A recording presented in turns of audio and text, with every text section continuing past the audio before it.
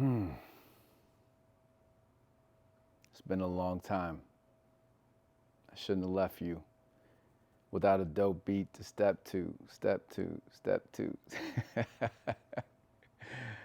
That's a song from uh, Aaliyah. A song came out in 2000. It was created by Timbaland. Actually, the beat was, and he says that line. But it's actually from another song, I think, called "I Got Soul." And he says, "It's been a long time. I shouldn't have left you without a rhyme to step to." Anyways, it's been a while, y'all. What's up? This is me. This is me in supreme, um, what do the Gen Zers call it? Bed rotting mode. I guess I'm not in bed, so I can't call it bed rotting, but I am definitely resting, barely shaving, um, not doing a lot. It looks like I'm a mess, but inside, I am taking care of business, doing a lot of thinking, um, and I'm about ready to come out of it because it feels like I'm trapped a little bit, and I don't know if you all feel the same way, but I feel like too much thinking is bad, maybe. Um, in that same song, Eric B. and Rakim, in the original song, there's this line where he says, "I start to think, and then I sink into the paper like I was ink. When I'm writing, I'm trapped in between the lines. I escape when I finish my rhyme. I start to think, and then I sink into the paper like I was ink. When I'm writing, I'm trapped in between the lines." That's what I felt. I felt like there was this time, this period, maybe you all feel the same way, where we are trying to write a new path forward for all of us. And thinking about the aftermath of the 2024 election, um, there's a way forward. There are many ways forward, but we've got to choose one as a community, as individuals, um, as people who maybe inform strategy, as individual volunteers, as leaders of organizations, whatever you are, whatever kind of influence you have, you're thinking about your role right now. And you're thinking about how it plays into the future. You're thinking about if you're going to get more involved. You're thinking about if you're going to get less involved. Do you back more grassroots organizations? Do you double down with establishment? Do you spend less time with politics, period? If that's where you are, I get it. Do you worry more about family and less about what's going on nationally? I understand. Maybe I'm saying exactly where you are, and maybe you're not anywhere yet. But I'm ready to be out of it.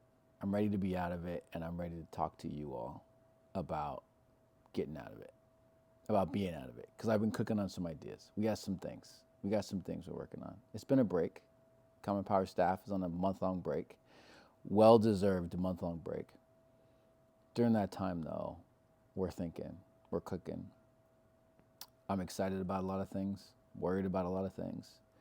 I have a lot of questions. I have new questions, which is really good. And I got some old answers that I think answer some of the current questions that maybe you all have. So this is strange. I'm sending this out. Well, maybe you got this a different way, but I'm going to send this first batch out to people who normally are used to receiving emails from David. And that's an entire thing I think I'll unpack it at some point. But we think we're missing some of you all. We think that some of you only receive emails from him, and there's plenty of other ways that we send out information. So this is me trying to reach you specific people. And if you know people who should be getting this, please forward this to them. This is not going to go out through our normal newsletter, not at the first round. It'll probably get sent out later when people are back from break. But I'll post it on our YouTube, I think. The point is, you're going to be hearing directly from me because that needs to happen more. I get it. I also need to hear from you directly. A lot of messages get to me through other people, so this is kind of me opening myself up to you all reaching out to me. This is not gonna be long. These videos are not gonna be long. This first one is 5 minutes and 40 some seconds right now. I'm gonna try to keep them short after this because I don't want to take up too much of your time. I also think that brevity is an art form. And if you can summarize your thoughts, then that means you really understand what you're talking about. So I don't want to ramble too much at all. I don't want to ramble at all. But I want to inform you of what I'm thinking. So today I got a couple thoughts, or at least right now in this moment. And I have a lot that I want to talk about that is philosophical about CP, about what I believe CP is and what we're not. Those are very important things. What we're not is maybe more important. This first one, though, has to do with these two news items that just happened, that have kind of focused my thinking on this a little bit. And that's the importance of next generation leadership. Now, I want to clarify this a little bit. Whenever people say next generation leadership, some people just go immediately to the youngest generation of adults. I don't think that's the way it works. Next generation leadership is one of the things that made this organization work in the beginning. David Domke was the next generation leader for so many people who were boomers. They wanted to know what he had to say when he was giving all these lectures at UW. The first meeting ever for CP, when it was called Common Purpose, March 3rd, 2018, no matter what anyone tells you. There were house parties and all kinds of stuff where people were getting ideas, but the very first official meeting in that organization, or that program, was a program of another organization, was March 3rd, 2018. It featured young leaders at the front with David. Now, next generation leaders. I'm 15 years younger than David. And the first person that I hired, I was employee number one when we spun off on our own, 2019.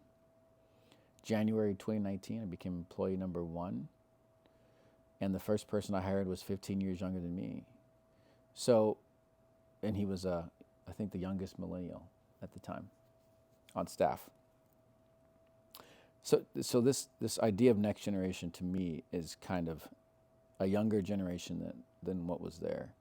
And the thing that's got me thinking about that right now, one, is this is a part of the ethos that made Common Power, but two, I've been watching AOC as we come out of, well, I was watching her during the campaign, and I've been watching her now as we come out of the election, and she's up for this big seat, and she didn't get it.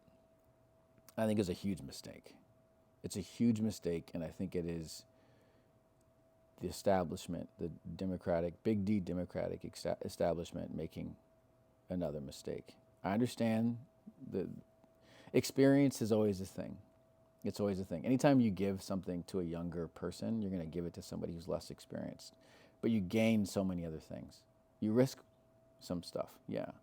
But you gain so many things. If she would have gotten it, she would have had the platform. She's really good at messaging, and messaging is one of the things that we lacked on in the last election.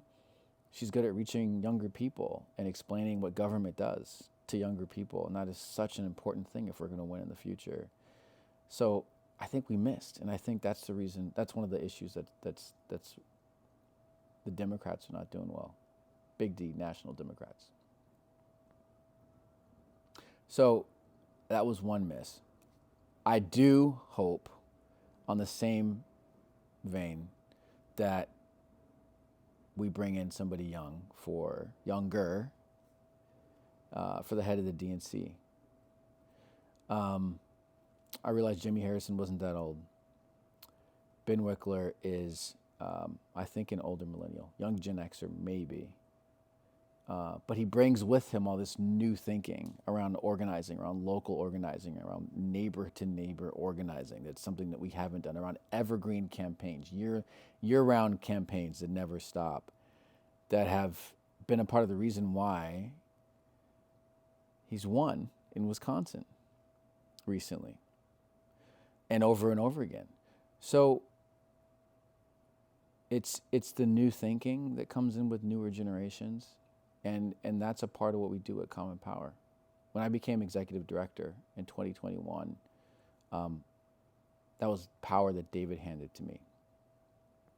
He built the organization. It was his baby, and yet he moved out of the way, and he gave me the leadership. In the same way, as I led fieldwork and I developed fieldwork and built it into what it is, I would not have gotten it to the system that was in 2024 without Ben taking it over and leading it and actually running it. So having next generation leadership, thinking about the next person up, is essential to who we are and what we believe, Common Power. So if you're watching this and you're down with us, I'm over 10 minutes in now. So if you're still watching this video, then maybe you believe that next generation leadership is essential. What I want to say is that it's not just next generation faces, it's next generation power. Next generation power. David Hogg is running for deputy, whatever, second vice chair of the DNC. And he represents next generation leadership. Somebody who has power through his voice individually, through March for Our Lives. I don't know if he's the best candidate, but if somebody decided to choose him for that position, I'd understand. Shasti Conrad, shout out to Shasti, who's the chair here in Washington State, also a next gen leader, would bring new perspective to that vice chair role. And I think that we need more of that. Again, it's more risk, but it's more reward, and it's definitely people who are closer to understanding what it takes to get to younger generations, and we are missing them. We are missing them right now. The last piece is, I guess, Jimmy Carter passed today, just now, and one of the things, I hadn't thought about it until I thought about this video, but one of the things that is so clear about his legacy, and there's a ton of things, but one of the things he did really well was he was a great mentor, and he was a great leader from the background and supporter of other people and their causes. He didn't always have to have the microphone or the title or the position. I understand he was president, so maybe like at that point you don't need to prove anything, but there's plenty of people who become president and still think they need to get on the mic. But he did such a good job of still pushing causes and other people into leadership roles. And what a guy, right? As we remember him. And I'm learning a lot about who he was now today. But one of the things he definitely was a great mentor who understood the value of next generation leadership. So shout out to Jimmy Carter. Rest in peace, sir. That's it. I think that's it for this video. I'm going on 15 minutes now. This is longer than I wanted to do. The next ones are going to be shorter. You're going to get more of this from me. I'm going to send this out via my work email, and you're going to be able to reply to me if you're still there. And I understand, like I said before, I shouldn't have left you without a dope beat to step to. Okay? And I put out some stuff, a few videos here and there, but I think by that time, folks had already gone. So I'm back. We're back. And believe it or not, we never left. Got some exciting things we're working on. I want you to hear it from me. Talk soon.